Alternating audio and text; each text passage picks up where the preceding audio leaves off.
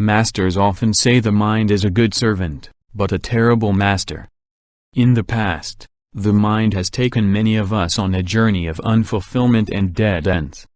It is like giving your car to a really bad driver repeatedly, but you cannot take away the keys.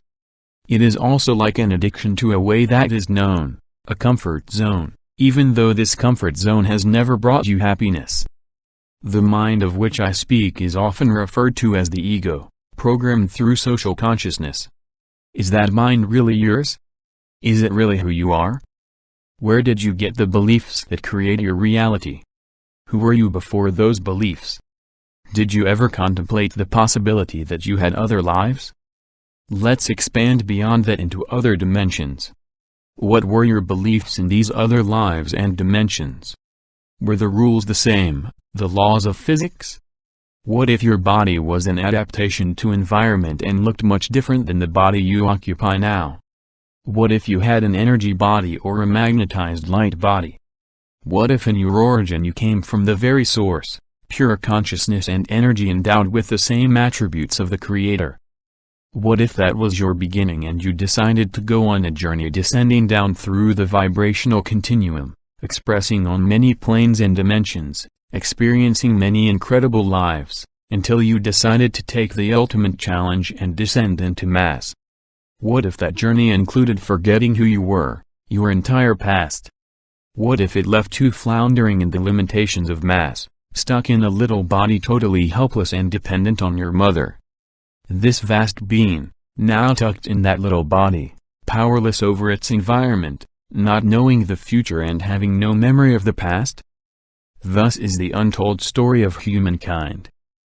If you are truly an ageless soul, a multidimensional spirit whose roots go all the way back to the source, a child of Creator once endowed with the same love, joy, bliss, and creational powers, how do you remember? The answer to that is, how did you forget? When you know how you forgot and where the memories reside, then you are on the path to awakening. It is often a battle with external forces keeping you from your internal awakening. It is also a battle with the ego, societal programming, and unfortunately, often family, friends, and society in general that wants you to stay within the herd. The biggest battle is within self. Yes, the biggest battle is within self.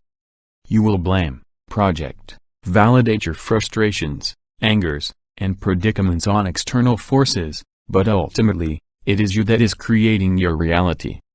Holding oneself accountable and responsible, observing oneself, often with brutal honesty, is the way out of the matrix. It is the way to remembering. The ego is very clever, yet it is not wise. It is designed to operate within its known environment. Many of its beliefs came from what has happened to the body it inhabits and its surroundings, gathered through the five senses. What formed your ego? Your beliefs about who you are, and the world in which you live. Even the intellect is formed by what you have been exposed to here in the physical. Yet, is there a mind beyond that? Is there a mind that knows who you've been, all of your experiences, even what one would call past lives and all the wisdom gained in those experiences? Expressions all the way back to the source. Can you know who you are from the intellect? Can you know who you are through books written by intellects? It is through the development of the ego and the intellect that you got lost, forgot who you truly are, who you were. This is why every great master has said we have to transcend the ego, the intellect, to enter divine mind and know your eternal multidimensional self. Buddha said we must observe things from a fresh mind, the mind of a child, to truly understand. Jesus said you must become like a child to enter the kingdom of heaven. What they are saying is you have to suspend the ego, the intellect, to tap into divine mind. This can be done by meditation, by initiations from those who have mastered the ego and intellect, making it the servant and not the master.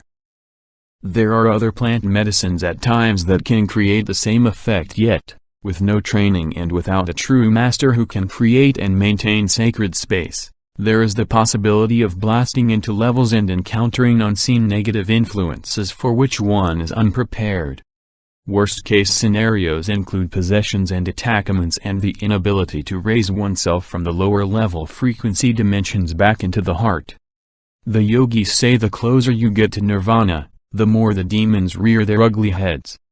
These entities are very clever, they know you better than you know yourself, and they will use every tactic possible to distract and derail you from enlightenment and your sole purpose.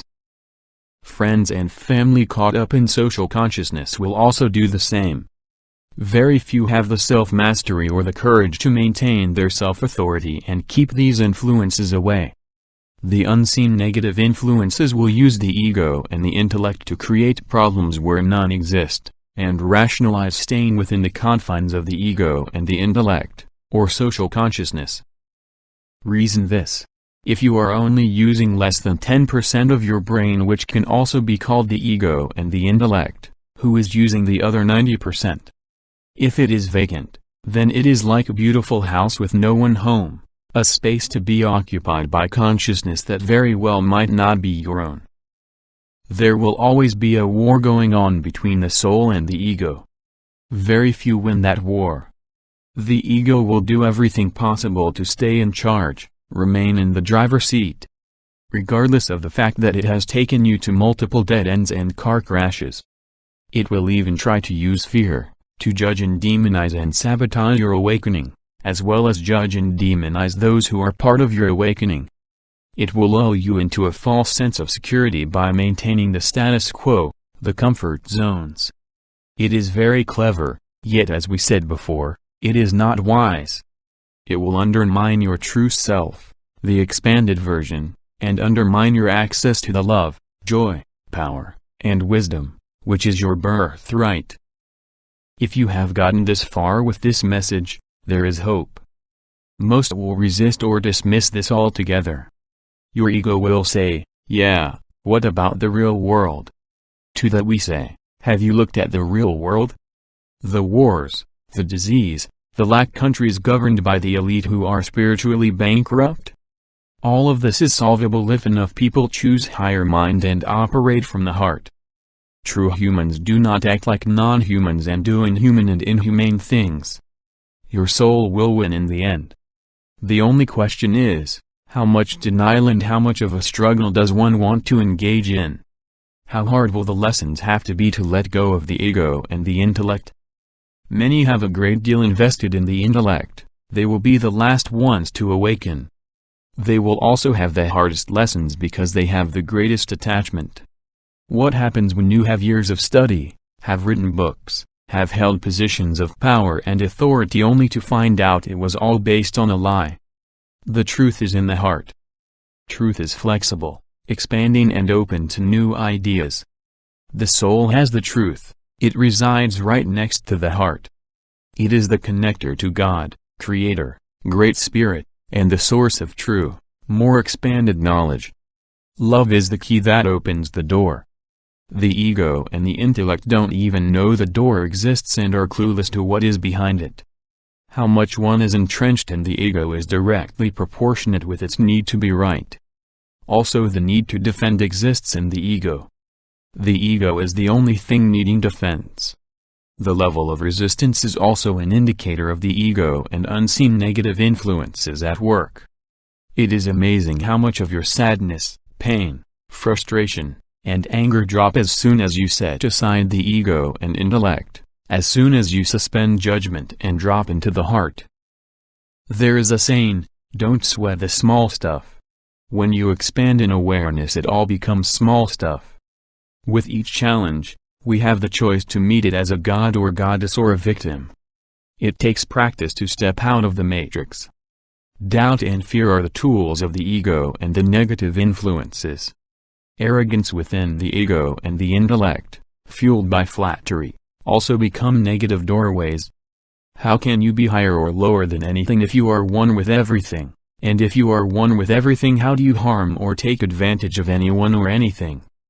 Words without action are meaningless. Without giving tools to go along with the teachings, you are not being empowered.